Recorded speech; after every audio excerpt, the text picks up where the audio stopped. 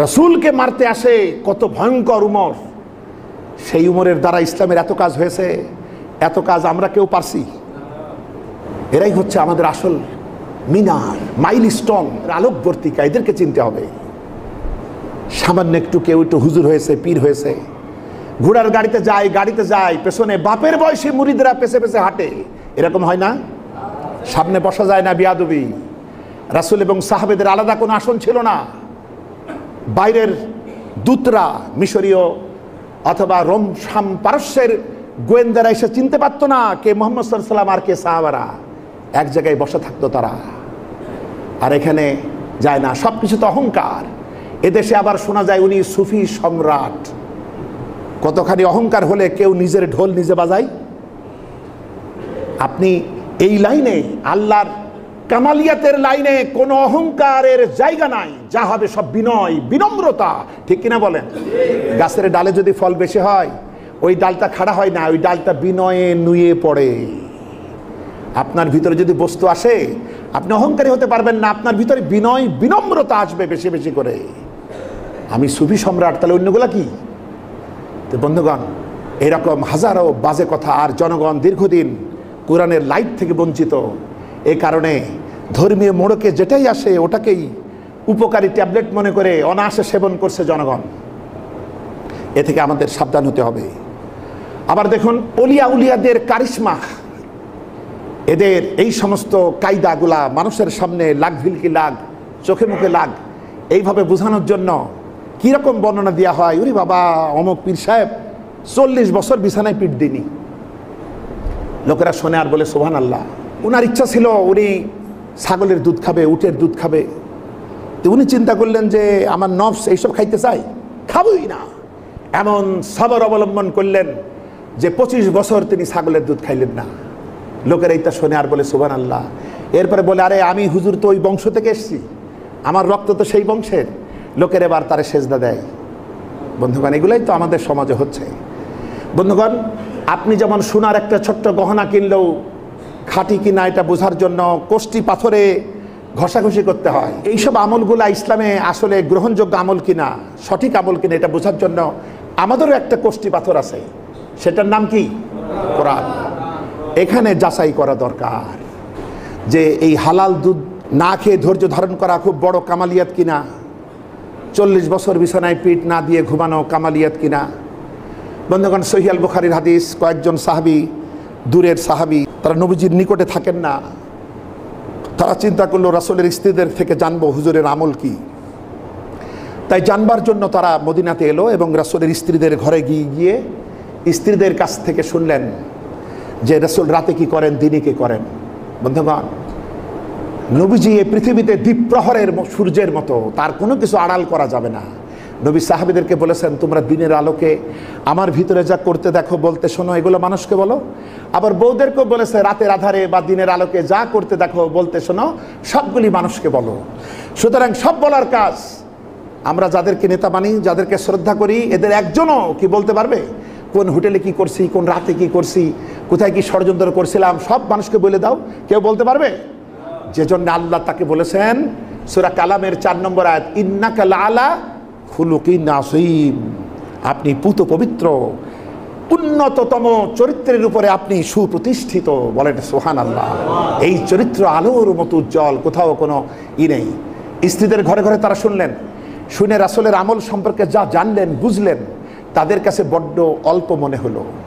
তারা মসজিদে নববীতে বসে সিদ্ধান্ত নিচ্ছে রাসূলুল্লাহ সারা রাত জাগে না, ঘুমায়, রাতের একটা অংশ তিনি ইবাদত করেন। আবার রাসূলুল্লাহ সারা বছর রোজা করেন না, তিনি রোজা রাখেন, বাদ দেন, কিছু কিছু সময় করেন। আবার তিনি বিয়ে শাদী করেন, সংসারের বহু জ্বালা তার ভিতরে। তো তাদের কাছে রাসূলের আমল অল্প মনে হলো। তখন তারা সিদ্ধান্ত নিচ্ছে যে রাসূল তো নিষ্পাপ, তার তো কোনো গুনাহ নাই, অল্প আমলেও তার চলে। আমরা গুনাহগার, আমাদের বেশি বেশি আমল করা লাগবে। তো কী করা যায়? তখন একজন বলছে, আমি আজ থেকে আর ঘুমাবো না, সারা রাত ইবাদত করব। আরেকজন বলছে, আমি রোজা আর বাদই দেব না, নিয়মিত রোজা করব। আরেকজন বলছে, আমি বিয়ে শাদীই করতাম না, তাহলে দুনিয়ার ঝামেলা হয়ে যাবে, আমি আল্লাহর ইবাদতে গাফলতি হবে। এখন দেখেন এরা তিনজন কি করবে? ইবাদত করবে, আমল করবে, এদের নিয়তে কোনো সমস্যা নাই। সমস্যা হলো সিস্টেমে। সে কোন সিস্টেম মানছে? নাফসের সিস্টেম, এটা রাসূলের সিস্টেম না। যার কারণে রাসূলুল্লাহ প্রচণ্ড বিরক্ত, রাগান্বিত চেহারায় তিনি বেরিয়ে এলেন। এসে তিনি এদের দিকে তাকিয়ে বলছে, হে মুহাম্মদের উম্মতরা শোনো, আমি তোমাদের সবার চাইতে আল্লাহকে বেশি ভয় পাই। তা সত্ত্বেও আমি রাত জাগি, রাতে ঘুমাই, আমি রোজা রাখি, রোজা বাদ দেই, আমি বিয়ে শাদী করি। ফামান রাগিবা আন সুন্নতি ফালাইসা মিন্নি, এটাই হচ্ছে আমার সুন্নাহ, এটাই হচ্ছে আমার লাইফ স্টাইল। যাদের এটা পছন্দ হয় না, ফালাইসা মিন্নি, সে আমার কেউ নয়। চিন্তা করুন, এরা একটা ভালো নিয়ত করছে, আমল করবে, আর রসুলের কাছ থেকে প্রশংসা পাইলো না বকুনি খাইলো? বকুনি কেন খাইলো? কারণ তারা এখনো আমল করে নাই, শুধু সিদ্ধান্ত নিয়েছে, এজন্যে বকা খেয়েছে। খেয়াল করুন, ওই আমল এখনো করে নাই, সিদ্ধান্ত নিয়েছে করবে, বাড়ি যায় করবে, তাতেই বকুনি খাইলো।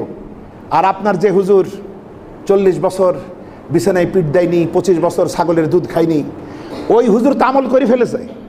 ওই হুজুরের সাথে যদি রাসূলুল্লাহ দেখা হইতো, তাহলে বকুনি না পিটনি খাইতো, ঠিক কিনা বলেন?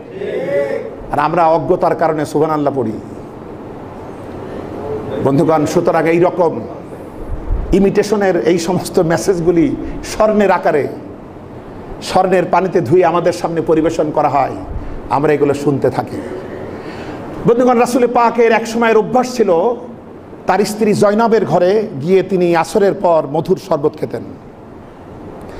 সতীনদের ভিতরে, অন্য স্ত্রীদের ভিতরে এই হিংসা হতো, এটা হয়ই, মানুষ তো, যে আসরের পর মধুর লোভে রাসূলুল্লাহ ঘরে যায়, এই সময়টুকু আমরা পাই না, যেভাবেই হোক রাসূলুল্লাহকে ওই ঘর থেকে ফেরাতে হবে। হযরত আয়েশা সিদ্দিকা রাদিয়াল্লাহু তাআলা আনহা সহ আরও কয়েকজন এই ব্যাপারে সিদ্ধান্ত নিল।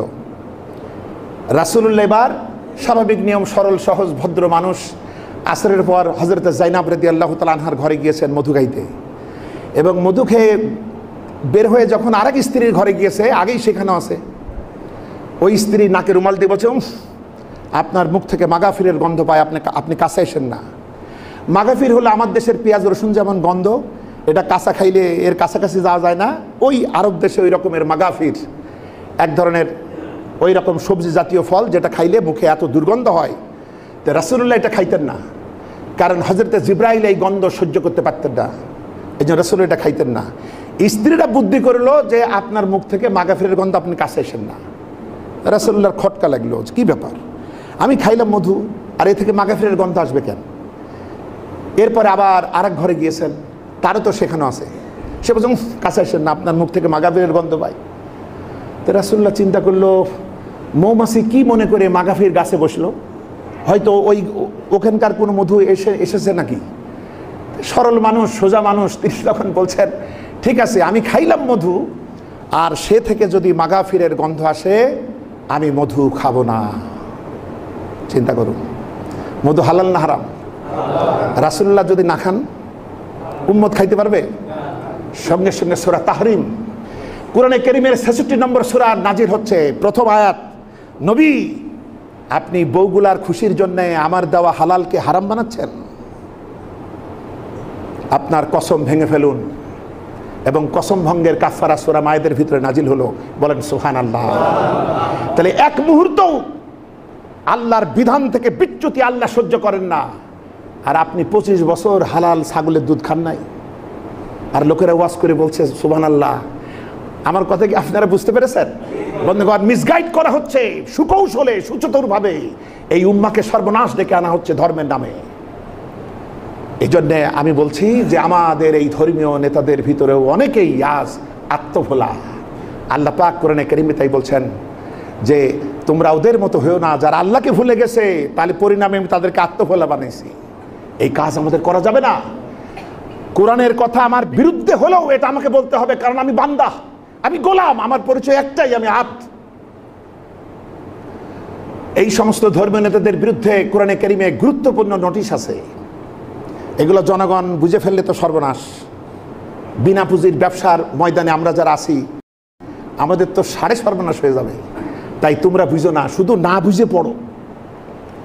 বন্ধুগণ, সূরাতুল বাকারায় বেশ কিছু আয়াত আছে এমন, এর ভিতরে 174 নম্বর আয়াত, 175 নম্বর আয়াত, আল্লাহ পাক বলছেন, শোনো, তোমরা আমার এই কিতাবের কিছু গোপন করো না, যদি করো কিয়ামতে তোমাদের সাথে আল্লাহ কথা পর্যন্ত বলবেন না। তার রাগটা কেমন? 1 নম্বর। 2 নম্বর, আল্লাহ তোমাদেরকে পবিত্র করবেন না, পরিশুদ্ধ করবেন না। তোমরা যে বলো কল্প পরিষ্কার, এই পরিষ্কার, সে পরিষ্কার, তোমাদের কোনো পবিত্রই হতে আল্লাহ দেবেন না। আরো কি করবেন তিনি? এমন শাস্তি তোমাদের দেবেন যে শাস্তির কোনো বিরামহীন শাস্তি। তোমাদের শাস্তিটা হবে যন্ত্রণাদায়ক শাস্তি হবে। এরপর আল্লাহ পাক উপহাস করে বলছেন, আশ্চর্য, এরা হেদায়েতের বিনিময়ে গোমরাহি ক্রয় করেছে, এরা হেদায়েতের বিনিময়ে গোমরাহি ক্রয় করেছে। আহারে, দোজখের আগুন সহ্য করতে এরা কতই না সহনশীল। আল্লাহ পাক এইভাবে উপহাস করছেন যে এরা দোজখের আগুন সহ্য করতে কতই না সহনশীল, এরা হেদায়েতের বিনিময়ে গোমরাহি ক্রয় করেছে। বন্ধুগণ, কোরআনের বাইরে কোনো আলো নাই, কোরআনের বাইরে কোনো হেদায়েত নাই। কোরআন হচ্ছে মূল। এটাকে বুঝবো, এজন্য আমার সুন্নাহ প্রয়োজন, হাদিস প্রয়োজন, ঠিক কিনা বলেন? কোরআন হচ্ছে মৌলিক কিতাব, এইটা বুঝবার জন্য হাদিস। সুতরাং কোরআনের প্রয়োজনে হাদিসকে ব্যবহার করা হবে। এই হাদিসগুলা দিয়ে আমাদের বুঝতে হবে।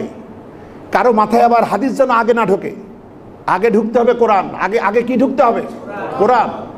এটা বোঝানোর জন্যই রাসূলকে পাঠানো হলো, এবং রাসূলুল্লাহ এটা বোঝাবার জন্য যা বলেছেন সেটাই তো সুন্নাহ। এটা আমাদের বুঝতে পারতে হবে বন্ধুগণ। সুতরাং আমরা এরকম এক বিভ্রান্তির ভিতরে, এক নাটকীয়তার ভিতরে আমাদের এই উম্মাহ চলতেছে। আমরা দোয়া করছি, কবুল হচ্ছে না। আমাদের কাজগুলি হচ্ছে বরকত শূন্য, আমাদের সবকিছু বরকত শূন্য।